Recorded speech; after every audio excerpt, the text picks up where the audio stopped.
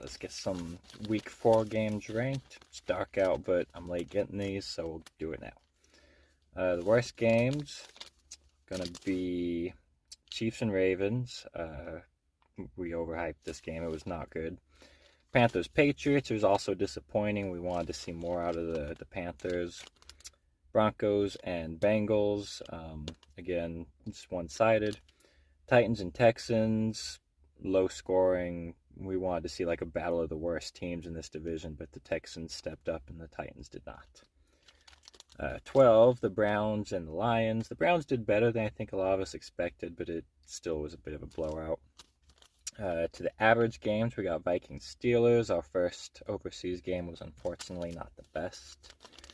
Jets and Dolphins, kind of underrated, but the Jets, they were always in it, but never really had a chance. Too many penalties and turnovers.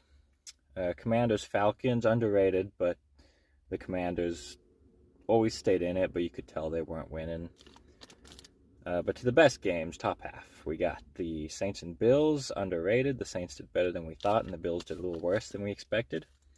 Eagles, Buccaneers, it was one-sided until the second half, and then you kind of wondered if the Bucs could actually pull it off.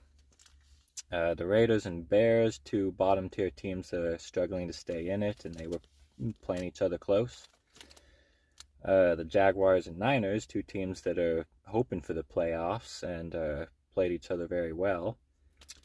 Top 4, I got the Packers and Cowboys. It would be higher if the ending wasn't so bad. Spoiler alert, it ends in a tie. 3, Colts and Rams, two top-tier teams that played each other well. Colts were a little disappointing, but they weren't too bad.